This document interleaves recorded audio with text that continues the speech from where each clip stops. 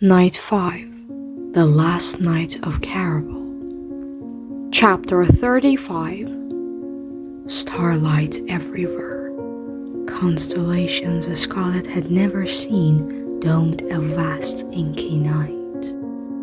The world was made of a rimless balcony, its floor a stretch of luminous onyx, with oversized cushioned lounges in shade of a stardust, and the small fire pits growing incandescent blue flames. High above the rest of the world, it should have felt cold, but the air was warm as Scarlet crawled through the opening, the buttons of her dress softly tinkling against the polished floor. Everything about this place reeked of legend, even the scent of the fire pits, as if the logs were made of velvet and something slightly sweet. The air felt soft and poisonous. Closer to the room's back wall, a massive black bed piled with pillows as dark as nightmares mocked her. Scarlet didn't know what legend used this room for, but her sister was nowhere. "Scar?" A petite figure sat up in the bed. Honey blonde curls bounced around a face that might have been angelic if it wasn't for her devil's grin. "Oh, my love!" Tella squealed, jumping out of the bed and capturing Scarlet in an embrace before she made it halfway across the room. When she hugged Scarlet with her fierce arms, it made Scarlet believe happy endings were possible. Her sister was alive. She felt like softness and sunlight and seeds for growing dreams. Now Scarlet just needed to bring back Julian. Scarlet pulled away only to make sure it was really Tella, who often embraced her but not usually with that much enthusiasm. "Are you alright?" She looked her sister over for signs of any cuts or bruises. Scarlet could not allow her excitement to let her forget why she was there. "Have you been treated well?" "Oh, Scar, always the warrior. I'm so glad you're finally here. For once I was starting to fret." Tella sucked in a deep breath, or maybe it was a shiver since she was standing in only a thin, pale blue nightdress. "I was beginning to fear you were never going to come. Not that it isn't so lovely up here." Tella waved her arms toward all the stars, ones that felt close enough to grab and tuck inside a pocket. Too close in Scarlet's mind, like the raised edge around the balcony, so low to the floor it almost wasn't a barrier at all. A prison disguised to look like a master suite with a palatial view. "Tella, I'm sorry." "It's alright," Tella said. "I was just getting awfully bored." "Bored?" Scarlet choked on the word. She didn't imagine Caraval would have changed her sister as much as it had changed herself, but bored? "Don't mistake me. There have been perks, and I've been treated well." "God's teeth!" Tara's round eyes widened as they dropped to Scarlet's bloody hands and dress. "What happened? There's blood all over you." "It's not mine." Scarlet's throat felt tight as she looked down at her palms. Just one drop had given her a day of Julian's life. It made her ache to think how many days were splattered all over her body, days he should have lived. Tella grimaced. "Whose blood is this?" "I'd rather not explain right here." Scarlet stopped, not quite sure what to say. They needed to get out of there, away from legend, but Scarlet also needed to find him again if she was going to collect her wish and save Julian. "Tella, we need to leave."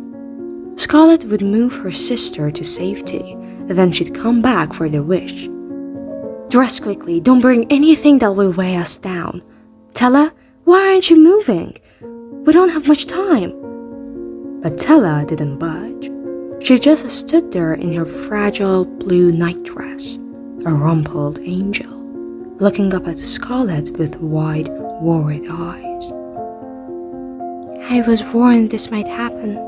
Tella softened her voice, using that awful tone mostly reserved for unreasonable children or old people. I don't know where you think we need to run to, but it's alright. The game is over. This room, it's the end, Scar. You can sit down and take a breath. Tella tried to guide her to one of the ridiculous cushioned lounges. No, Scarlet pulled away. Whoever gave you that warning lied. It was never just a game. I don't know what they told you, but you're in danger. You're both in danger. Father's here. Tella's eyebrows peaked, but she quickly smoothed her expression out, as if she wasn't alarmed at all. Are you sure it wasn't just some sort of illusion? I'm positive. We need to get out of here. I have a friend. Scarlet couldn't say Julian's name. She could barely say the word friend, but she forced herself to stay strong for Tella. My friend, he has a boat, and it's going to take us where we want to go, like you've always wanted. Scarlet reached for her sister, but this time Tella was the one to step back, pursing her lips. Scar, please, listen to what you're saying. Your eyes have played tricks on you. Don't you remember the warning they gave when we arrived? Don't let yourself get swept too far away. What if I told you this year's game is different? Scarlet said, and as quickly as possible, she tried to explain Legend's story with their grandmother. He's brought us here for revenge. I know you've been treated well, but whatever he's told you, it's a lie. We need to leave. As the Scarlet spoke, Tella's expression had shifted. She started gnawing on her lower lip. Though whether it was fear for their lives or for Scarlet's sanity, Scarlet could not tell. You really believe this? Tella asked. Scarlet nodded and hoped desperately that their sisterly bond would overcome Tella's doubts. I know how this sounds, but I've seen the proof. All right then, give me a moment. Tella bustled off, disappearing behind a large black dressing curtain near her bed, while Scarlet worked to push one of the lounges until it covered up the trapdoor, cutting off the stairs she'd used to get there. As she finished, Tella reappeared, wrapped in a blue silk robe, holding a cloth in one hand and a water basin in the other. What are you doing? Scarlet asked. Why don't you have on proper clothes? Sit down. Tella motioned toward one of the many cushioned things. We're not in danger, Scar. Whatever you're afraid of, I know you think it's real, but that's the entire point of Caraval. It's all supposed to feel real, but none of it is. Now sit, and I'll wash off some of the blood. You'll feel better when you're clean. Scarlet didn't sit. Tella was using the voice again, the one for crazed children and delusional adults. Not that the Scarlet could blame her.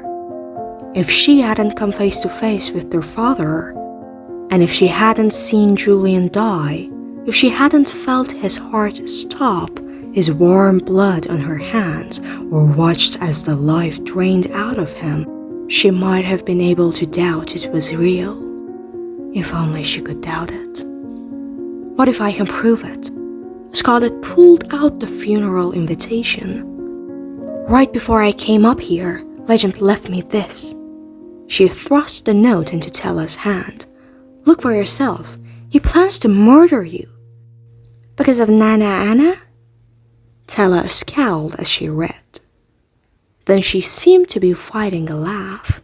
Oh, Scar, I think you've taken this letter the wrong way. Tella smothered another giggle as she handed the note back to her. The first thing Scarlet noticed were the edges. No longer black. They were now lined in gold, and the script was altered as well. Dear Miss Ragna, as my special guest, I'd like to invite you and your sister to a party, usually reserved for my CARAVAL performers.